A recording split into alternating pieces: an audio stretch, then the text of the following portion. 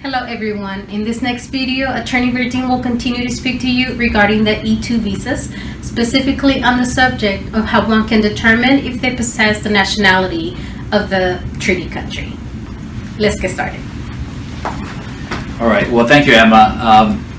This clip really will focus on that specific issue, on whether or how a person can determine if they possess the nationality of the treaty country. The reason this issue is important is because in most cases, the applicant involved in this process is a corporation, is a legal entity.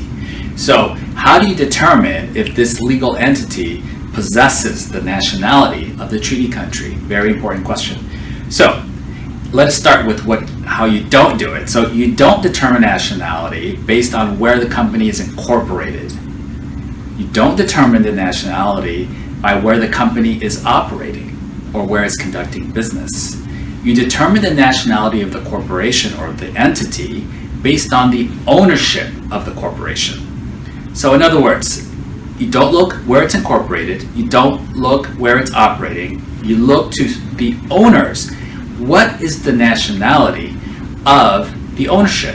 That is how you determine the nationality of the company.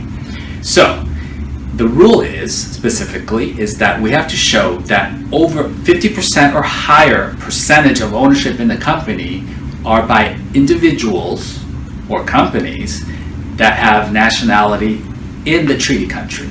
So if 50% of the owners are nationals of the treaty country, then the whole company has nationality for purposes of E2 visa in the E2 treaty country.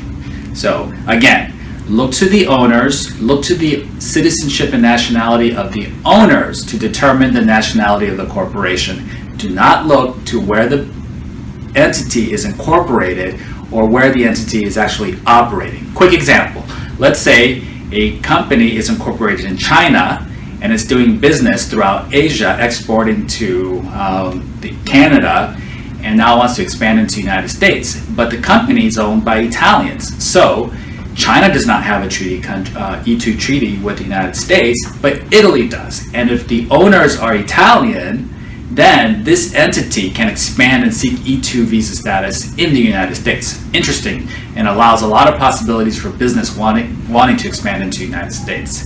If you have any more questions or are seeking guidance, please do not hesitate to contact VERDIN Law. Thank you.